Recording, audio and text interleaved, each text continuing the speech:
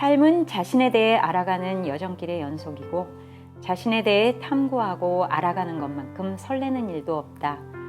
최근 몇 년 동안 나를 알아가는 다양한 검사 내지 진단 도구들이 그 어느 때보다 사람들의 관심을 얻고 있는 것은 인간으로서 나를 알아가는 일이 그만큼 흥미롭고 의미도 있기 때문이다.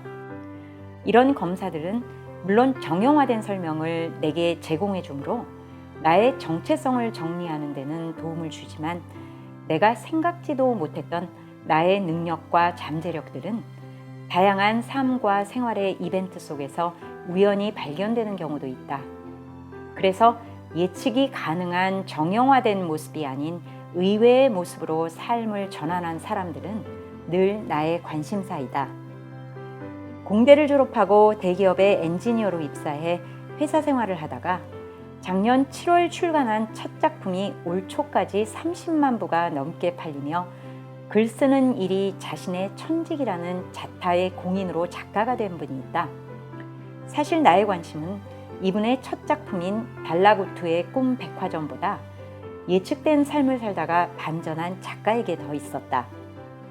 엔지니어 출신이라면 분석이나 종합 같은 문제 해결의 개연성이 몸에 배어 있을 테니 판타지 소설이라 해도 치밀한 구성과 연결은 기대할 수 있겠다라는 생각으로 그녀의 작품 첫 장을 읽기 시작하였다.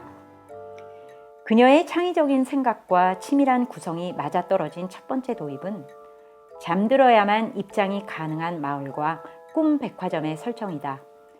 모든 이야기는 일단 잠이 들어야 전개된다는 기본 설정이 이전의 판타지 소설이나 영화들보다 책을 접하는 사람이 바로 책의 주인공이 된 것 같은 몰입을 선사한다. 즉, 내가 잠이 들면 바로 달러구투 꿈 백화점으로 달려가 꿈을 사고 꿈을 꾸며 감정을 경험할 수 있다라는 판타지 속의 나를 어렵지 않게 상상할 수 있다는 것이다. 두 번째 이 부분 역시 얼핏 보기에는 재미난 스토리 같지만 앞으로 전개될 꿈이라는 핵심 단어가 도대체 어디로부터 나왔고 어떤 의미인지에 대한 논리적인 창의를 드러낸다.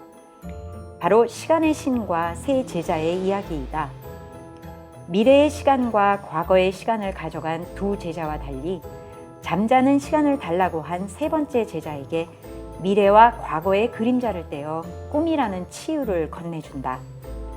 달러구트는 바로 이 세 번째 제자의 후손이고 그래서 달러구트 꿈 백화점은 꿈을 사고자 하는 사람들에게 꿈을 통한 치유를 제공하고 그 대가로 그들의 꿈으로 생긴 감정을 눈물을 상상하게 하는 액체 형태로 받는다.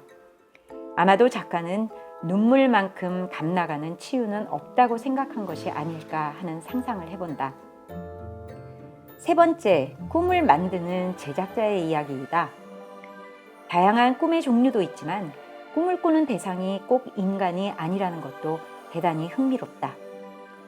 달라구투 꿈백화점의 5층 건물 층층이 다른 종류의 꿈을 팔고 각각 꿈은 그 꿈의 전문가인 제작자들에 의해 만들어진다.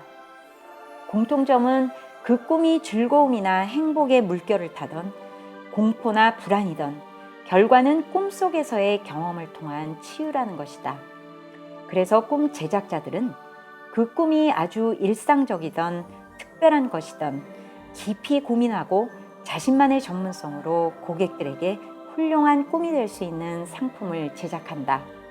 훌륭한 꿈의 대가로 지불되는 감정은 설렘, 성취감, 자신감, 호기심, 침착함, 느긋함, 자부심, 해방감, 신기함이다.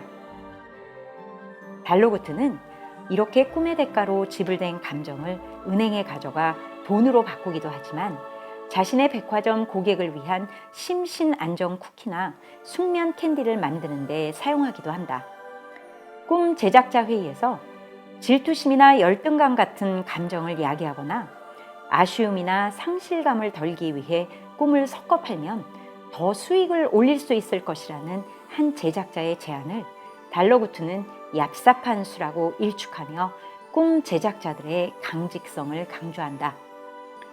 네 번째, 작가는 꿈 백화점이 동화 같은 판타지가 아니라 꿈을 사러 오는 사람들의 현실과 창의적인 개연성으로 연결되어 마치 나의 이야기와도 같은 열렬한 공감을 끌어낸다.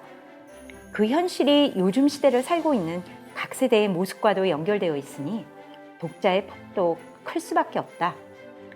현대인의 고독과 외로움에 치유라는 반려동물도 사람을 통한 치유가 필요하다는 것. 내가 힘들고 싫어하는 나의 일상도 어떤 사람에게는 비교의 대상이 될 수 있다는 것. 현실에서 볼 수 없는 사람에 대한 기억은 잊혀질 수 없다는 것 등 꿈을 통한 깨달음, 그 이야기가 바로 나의 이야기라는 것이다. 책의 중간중간 작가의 회사 생활에서 일어날 법한 사람관계, 마케팅 전략과 같은 사업 이야기 등이 등장하는 것도 현실의 맥락 안에서 공감을 이끌어내는데 한몫하고 있음을 볼 수 있다. 책을 읽는 내내 대한민국에서 너무도 정형화된 삶을 살아가고 있던 작가가 어떤 기회로 자신의 안에 꿈틀거리던 작가로서의 재능과 잠재력을 발견하게 되었을까가 궁금하기 이를 데 없었다. 그러면서 오랜만에 나의 상상력도 가동하면서 영감을 받은 근사한 책을 접하였다는 사실로 나의 주말 독서 시간이 그 어느 때보다도 꽉 찬 느낌이었다. 아예 작가의 길을 걷기로 했다는 저자의 다음 작품이 너무 기대되면서 나는 오늘 밤 달러구트 꿈 백화점을 일단 들러서 내게 꼭 필요한 꿈을 사고 꿈을 꾸는 깊은 잠을 자야겠다. 반드시 건강함과 희망이라는 치유를 받게 되기 바라면서